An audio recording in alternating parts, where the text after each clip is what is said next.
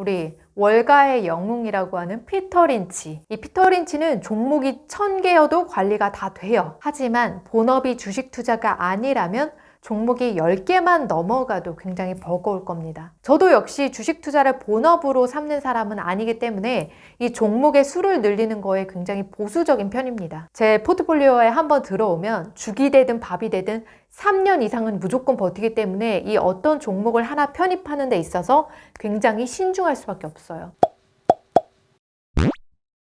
반갑습니다. 안주주입니다. 오늘은 주식 투자를 하면서 고민에 빠진 질문자님의 사연을 바탕으로 해서 제 의견을 말씀드려 보겠습니다.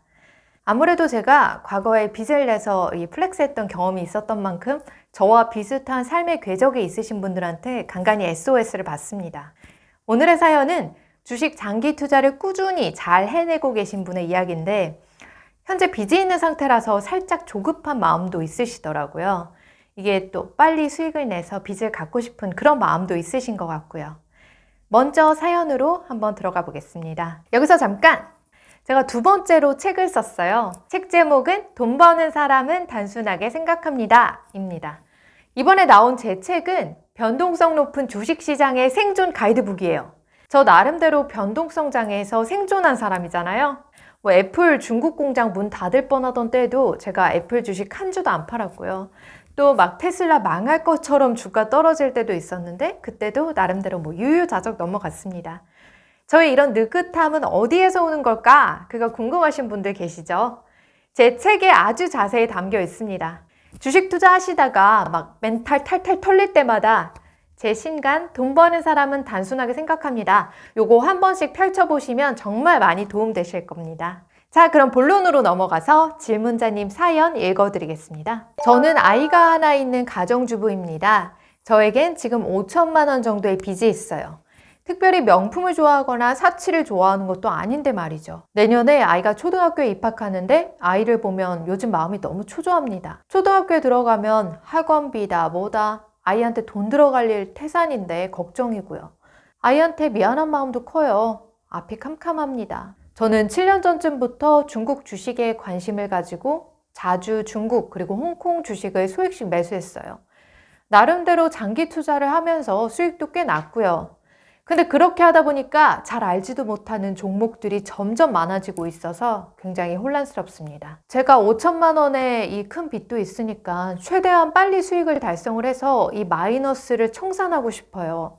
보유 종목들 모두 매도를 한 다음에 애플이나 마이크로소프트 같은 그런 글로벌 초우량 종목에 집중해서 분할 매수해 보려고 하는데 어떨까요? 생활비가 빠듯해도 매달 50만 원 정도는 적금 넣듯이 꼭 주식을 매수합니다. 주식 계좌에는 예수금까지 합쳐서 대략 1억 원 정도 있습니다. 앞으로의 투자 방향성을 세우기 위해서 주주님의 조언 듣고 싶습니다. 이분은 7년 넘게 주식을 사서 모으셨다고 해요. 정말 대단한 분이 나타났어요. 장기 투자의 산 증인이시네요. 중국 주식에 투자하셨던 시점이 보니까 국내에서 후광통 거래가 열렸던 시점.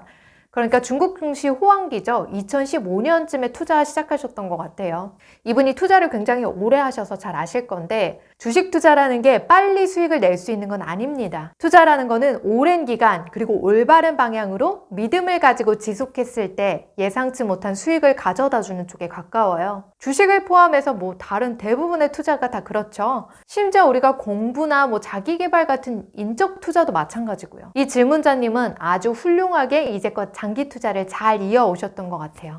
제가 이분의 포트폴리오를 다 보기는 했지만 이걸 공개할 수는 없죠.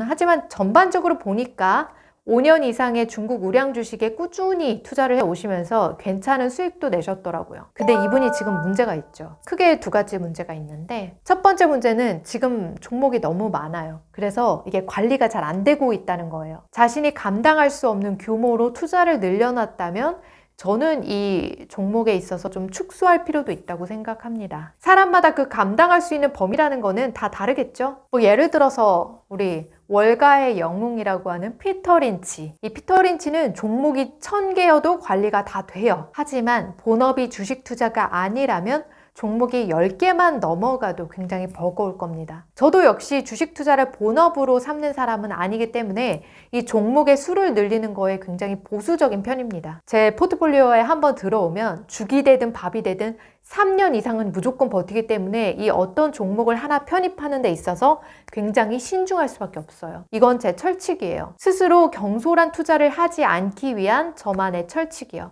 이게 자꾸 여기다가 예외를 만들다 보면 스스로 고삐 풀린 망아지처럼 막 컨트롤이 잘 안 되더라고요. 그래서 저는 이런 엄격한 규칙을 갖게 됐습니다. 뭐 굳이 저처럼 이렇게 극단적으로 하실 필요는 없어요. 하지만 자신이 감당할 수 있는 범위로 종목을 좀 축소해서 이렇게 다이어트 하실 필요는 있다고 생각해요. 집중하는 종목을 선택하실 때 이 질문자님이 언급하셨었던 애플이나 마이크로소프트 이런 것도 좋고요. 아니면 제가 지난주에 컨텐츠에서 언급했었던 S&P 500 ETF 같은 것도 괜찮겠죠. 이 질문자님이 지금 너무 많은 종목을 보유를 하고 있기 때문에 마음이 되게 불편하신 것 같았어요.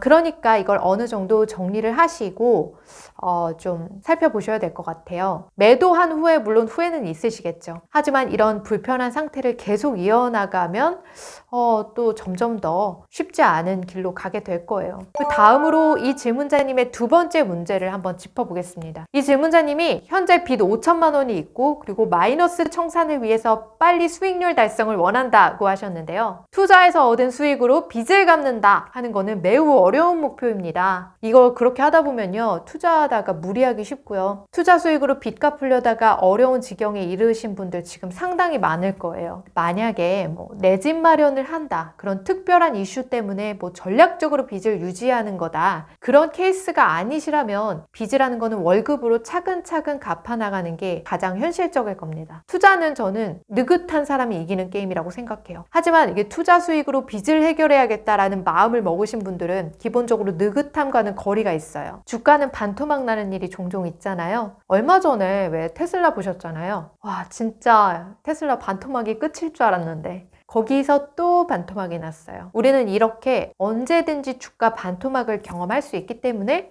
혼돈스러운 상황 속에서도 믿음을 가지고 보유할 수 있는 그런 종목을 추려내는 게 굉장히 의미 있는 일입니다. 이 질문자님께서 생각하시기에 가장 의미 있는 기업을 찾아서 투자를 지속하시면 되는 거겠죠. 그리고 이 질문자님의 마음속에 가장 크게 자리 잡고 있는 게 하나 있어요. 질문자님이 어린아이가 하나 있는데 경제적인 여유가 없는 거에 대해서 아이한테 좀 미안한 마음, 죄책감 같은 게 있으세요. 이 문제가 사실 제가 아직 아이가 없기 때문에 완전히 헤아릴 수 있는 문제는 아니지만 그래도 아이 입장에서 보면 경제적인 어려움보다는 엄마가 이런 불안하고 불편한 모습을 보이는 게 더 힘들 거라고 생각이 들어요. 굳이 우선순위를 따지고 보자면 경제적으로 넉넉한 것보다는 편안하고 행복한 엄마가 아이한테 더 큰 선물이 되지 않을까 생각합니다. 이 질문자님께서 조급해 하시는 마음을 좀 내려놓으시고 천천히 마음 편하게 투자하셨으면 좋겠어요. 막 우리가 불안해한다고 조급해한다고 해서 이 투자가 더 잘 되는 거 아니잖아요. 제가 자주 말씀드리는 게 있는데 투자가 순풍을 타는 데 있어서 발목을 잡는 거는 지식의 부족이 아니라고 했어요.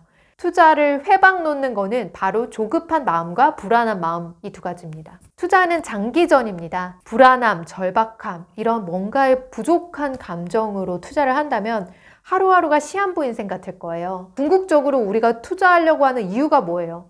행복해지려고 그리고 편안하게 살려고.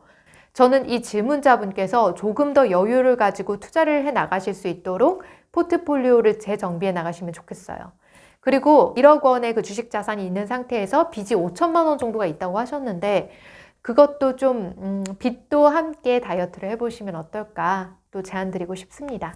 제 답변은 여기까지입니다. 주주님들 편안한 밤 되세요.